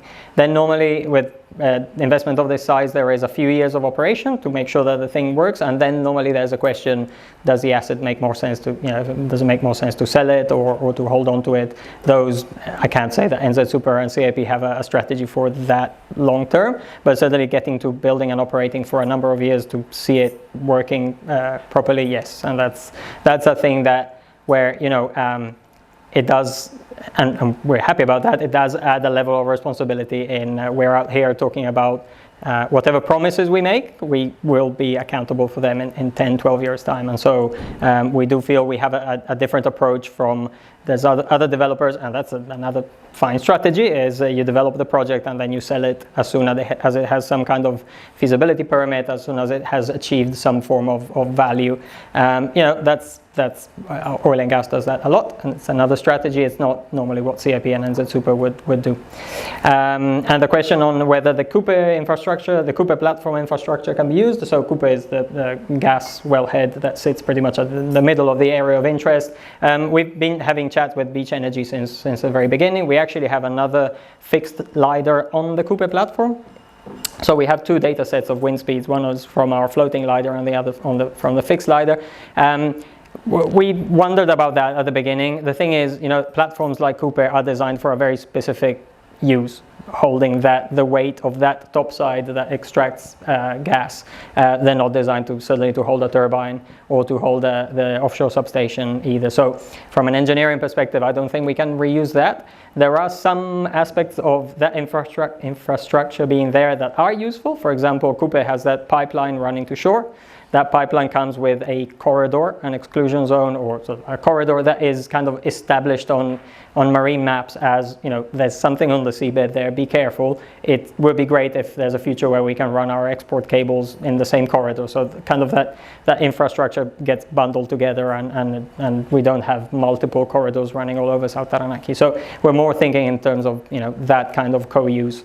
But the other thing is it's great to have that sort of open channel with the likes of Beach, because we are in a way marine operators as well. When we deployed the floating LiDAR or the underwater microphones, we had to go out and look for vessels to actually do it, and there's not that many vessels around. So it's always good to be able to sort of ring out Beach and say, like, are you planning any marine operations that we could maybe tag along, or can we share resources? We haven't been able in those two campaigns to make it work. There's a lot of schedule to align. But it's a type of thing that in the future we hope to be able to do a little bit more of, because it just makes more sense for everyone. Richard. The original announcement, 2 years ago, said you would probably build a stage 2, 1 gigawatt farm as well. Are you still thinking it that way? So when we first started off, 3 years ago, we were looking at a first phase of 1 gigawatt and then potentially a second gigawatt. I would say that, I'm not saying we abandoned it completely, but the whole thing of Transpower, for example, telling us that connecting 1 gigawatt in South Taranaki is easy and connecting 2 is very hard, sort of has, let's say, changed the perspective a little bit.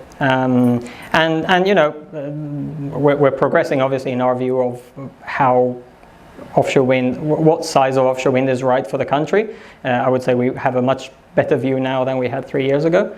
And so I can't say that we're looking at the phase 2 that hard at the moment. We did a pretty in-depth market study earlier this year looking at, again, what is the value for offshore wind? Why are we even here talking about offshore wind? Because a lot of people say, it's too big, New Zealand doesn't need that. I feel like it requires someone to think a bit harder before they come up with something like that, with that kind of statement. So what we came up with is a scenario where New Zealand needs a gigawatt of offshore wind in South Taranaki in 2035. and one in Waikato in 2045. Without that, you're seeing basically prices continuously going higher and higher. And the reason for that, the main reason that we got out of that market study is, at the moment, the electricity system is kind of based on hope a little bit, as a panelist said last year in a presentation last week, which is, we know that demand of electricity will go up in the next decades. We're trying to decarbonize by electrifying. We're trying to be a lot more electric. There will be more EVs. There will be more people in New Zealand using electricity. But the big industries will convert to electricity. That's pretty much everybody accepts that. At the moment, we are hoping that all that extra electricity can come from onshore wind projects and solar projects, which is possible. We are saying, we would not say let's not take it for granted. It's a lot of onshore wind farms and a lot of solar farms that need to be built to satisfy all that growth. And if in 10 years' time we haven't been able to keep up, then that's where you get the really, really high electricity prices. So projects like this that provide a lot of energy at scale, we feel it's a bit the missing ingredient for a healthy electricity system in New Zealand at the moment. And so that's how we're looking at it. Arun. Thank you, Giacomo, for your time and explaining all this to us. Now, for many countries, it's almost a no-brainer to get offshore wind somewhere in the next few decades, right? Mm-hmm. There must be at least a dozen countries that have offshore wind? Yeah? So there is, I understand, a huge glut in the supply chain, whether it's vessels that can do the laying of cables, of the turbines. There's just so many, almost like 1 million parts to the jigsaw puzzle. Yes. And there's a long queue backed up for the Scandinavian manufacturers. So China is the biggest manufacturer right now. Yep. So I can imagine what a job it is for you guys, and you're stuck on, for so long. Thanks for reminding me, Arun. So my question is, what's the prediction for supply of let's say material starting from the turbines to the specialized vessels to manpower? There must be some good prediction for the next 20, 30 years. Yep. What's your confidence level for New Zealand? The forecasts all show that there's plenty of gigawatts of offshore wind that want to be built all over the world, and not enough supply, not enough materials, not enough vessels. That's just a fact. We, as part of our risk register, we have a very solid, we will be competing with the rest of the world to have those, to get the interest of that vessel to come over here for 3 months, a year, for 2 years to build our offshore wind farm. We think we CIP have an advantage in having these projects being developed in Australia as well.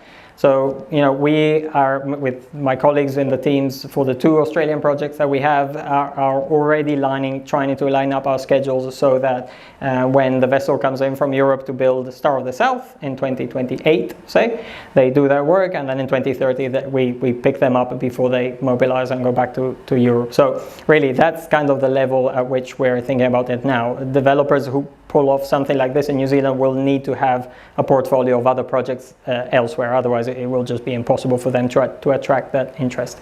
It won't be easy anyway.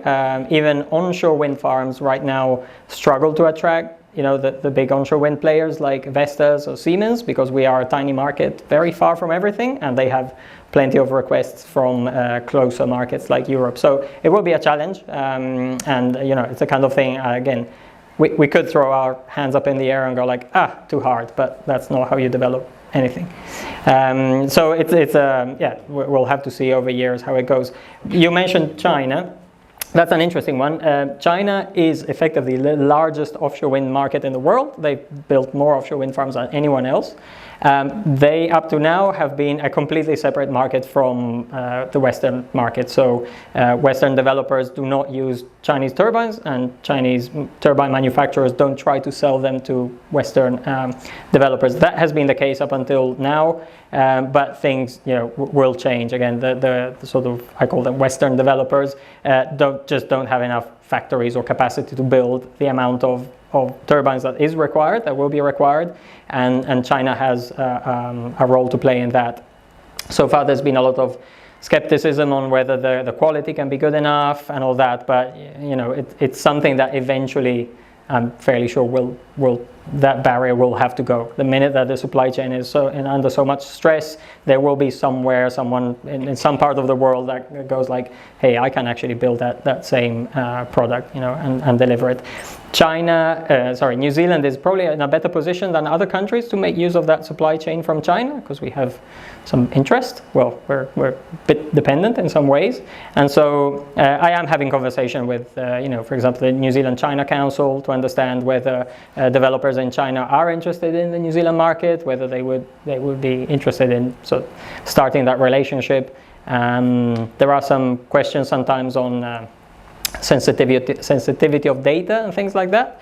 I understand that Australia, for example, is a little bit worried of the idea of using Chinese components in this apocalyptic scenario that they see, where one day China just shuts down all the wind turbines from afar. Now, I don't know if that's actually how it could happen, but things like the monopiles, for example, that's a big chunk of steel. I can't imagine that you can do anything particularly sophisticated or smart with that. So as long as it's designed and produced properly, I'm thinking we can probably get something like that from China.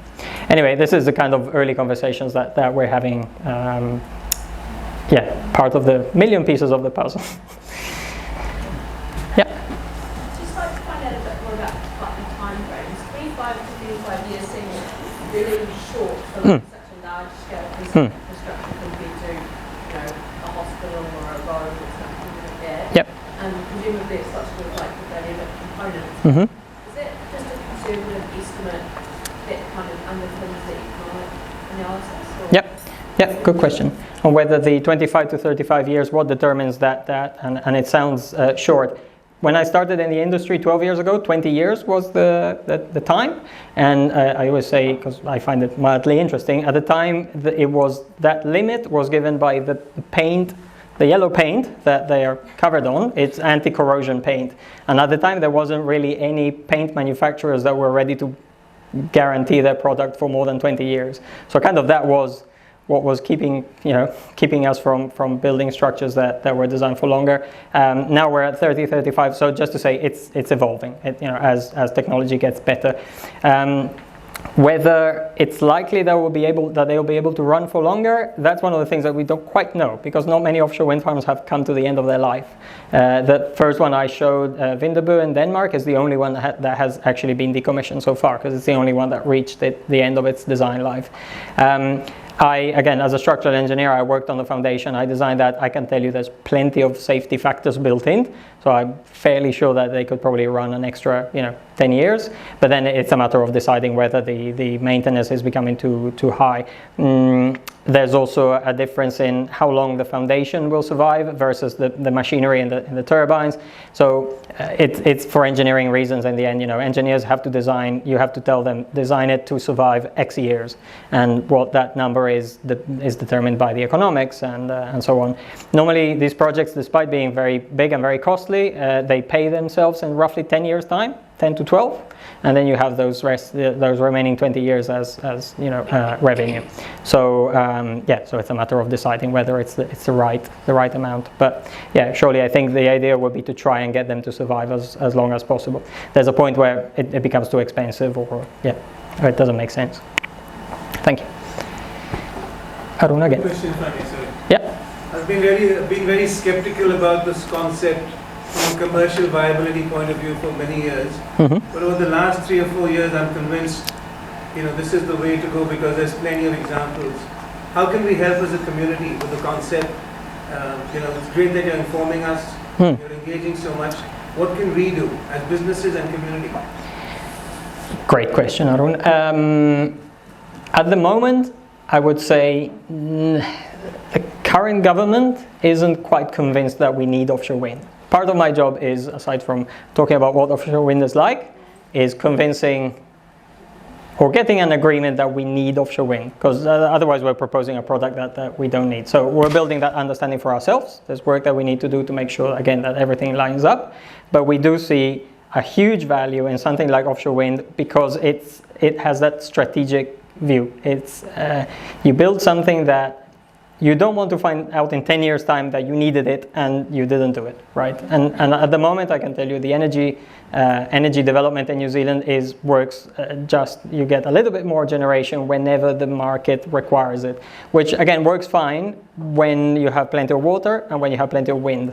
But the minute that you don't have that, electricity prices go through the roof. So at the moment, it's a bit of a hope scenario, again, as they called it last week. We're trying to propose a more resilient, long-term strategic view, which is where offshore wind plays. Resiliency is an important one. You might know, I was mentioning earlier how it's the dams in the South Island that keep probably, the projector going right now. In order for that to happen, we're relying on that Cook Strait cables, the cables running HVDC under the two islands. They also run for several hundred kilometers along the largest earthquake fault that we have in the country, right? The Alpine Fault. So I've asked this quite a few times to Transpower and others, like, what's the plan when the Alpine Fault goes and those cables are out for, say, a month? Not sure there is a plan. But the thing is, that effectively means that the South Island and the North Island there's a future where they could become two separate markets for a bit, right? Well, we reconnect the cable.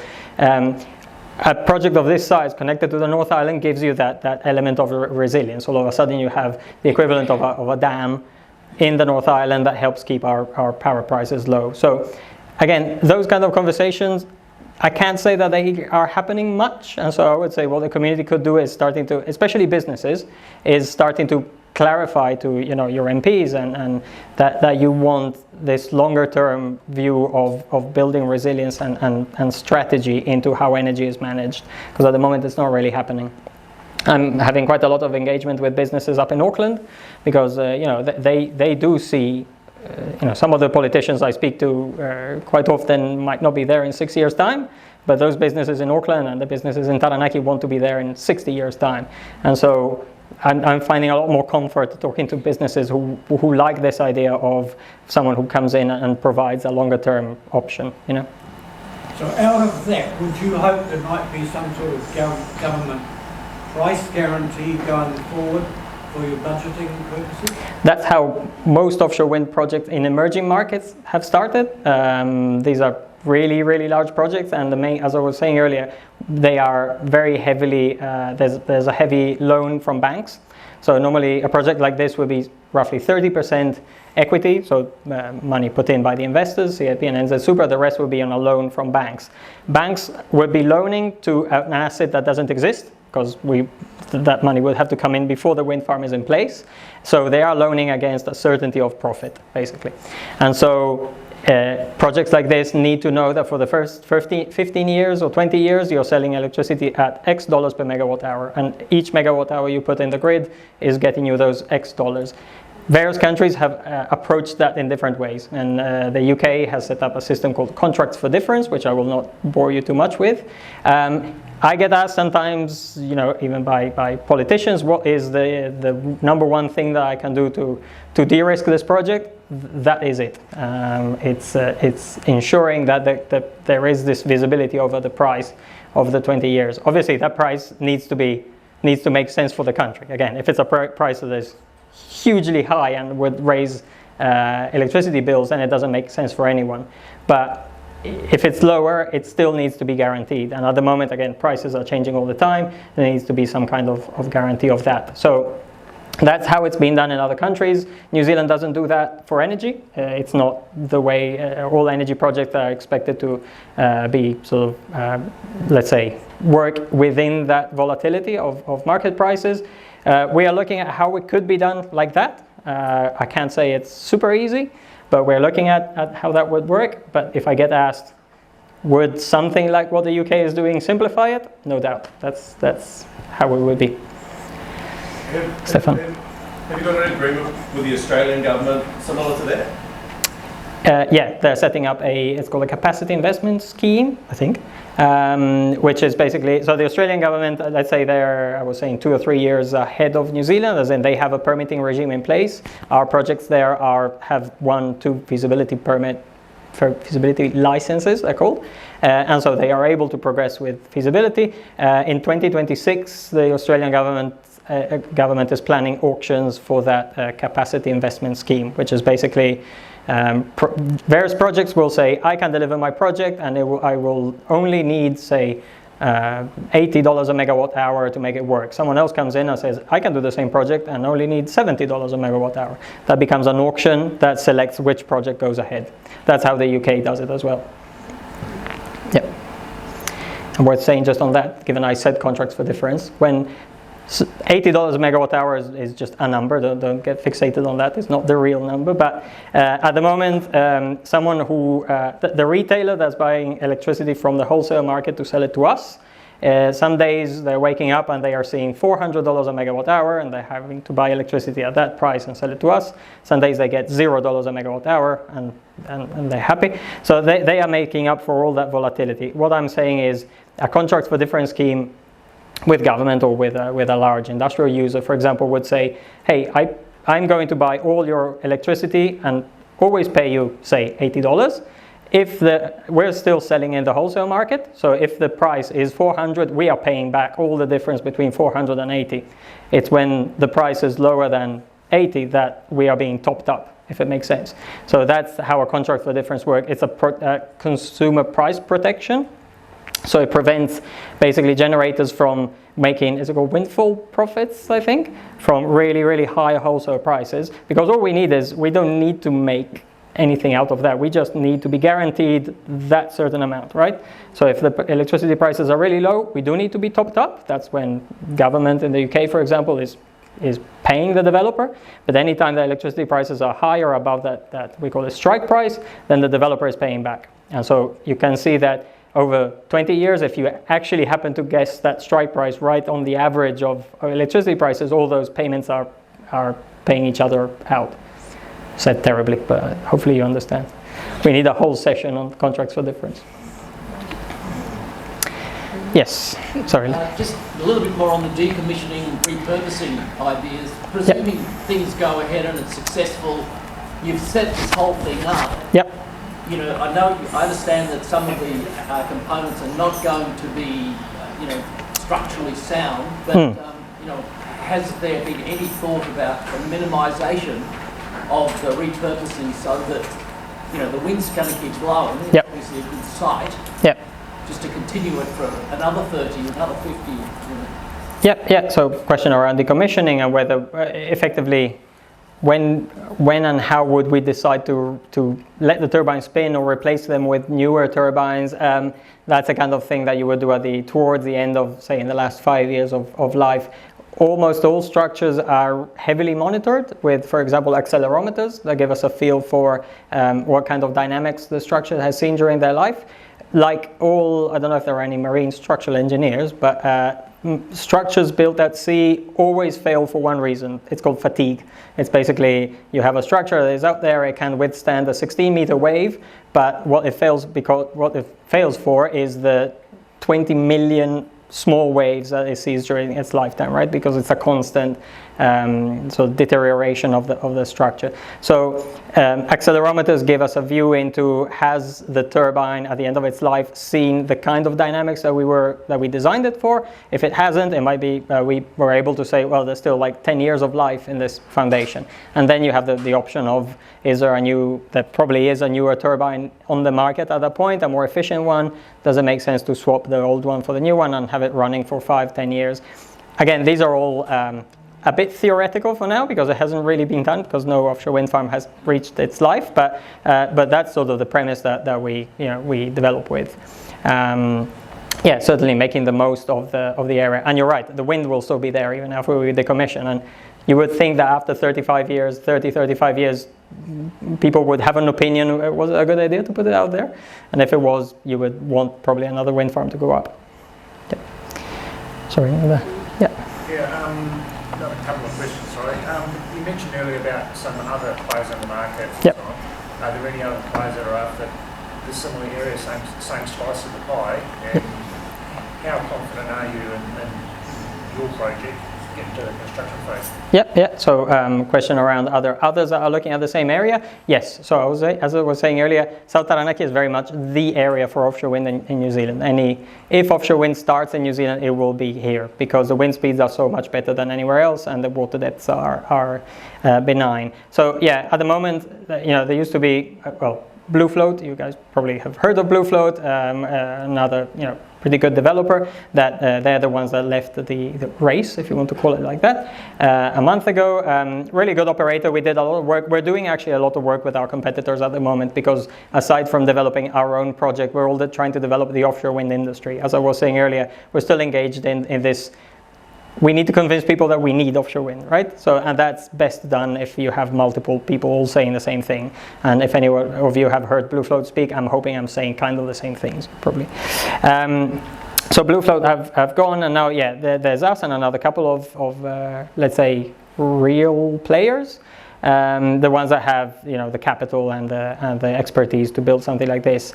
How confident are we? I mean, we have built offshore wind farms all over the place. We're one of the few that actually have delivered offshore wind. There's a very big difference between developing a project like this and then delivering it. And so, we're confident. We know what steps we've done in the past that have made us succeed, and we're trying to follow the same steps. So, yeah. Oh. I answered all the questions. Oh. 7:30. So what is the likely change in wind speeds between plants in the farm and the backup farm? Between, sorry? Like the wind, what energy is it likely to take out of the system?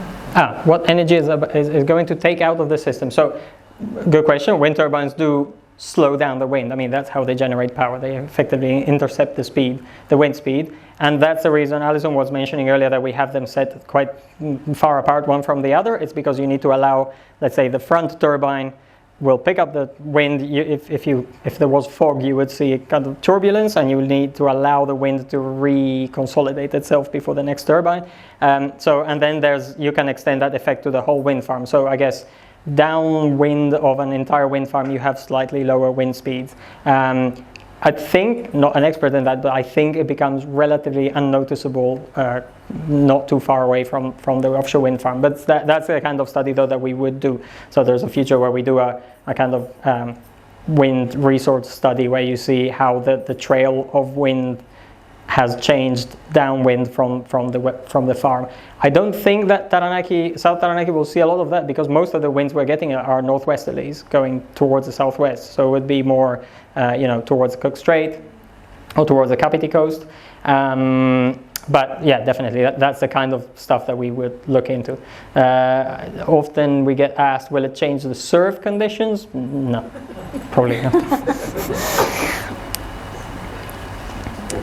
A very silly question. Go, Richard. I read somewhere that if a mariner happened to get on board one of those towers to rescue himself in a storm, climb aboard, that there's enough food and stuff in there, and you can make a cup of tea apparently. On the offshore substation, yes, there is an emergency shelter on the offshore substation.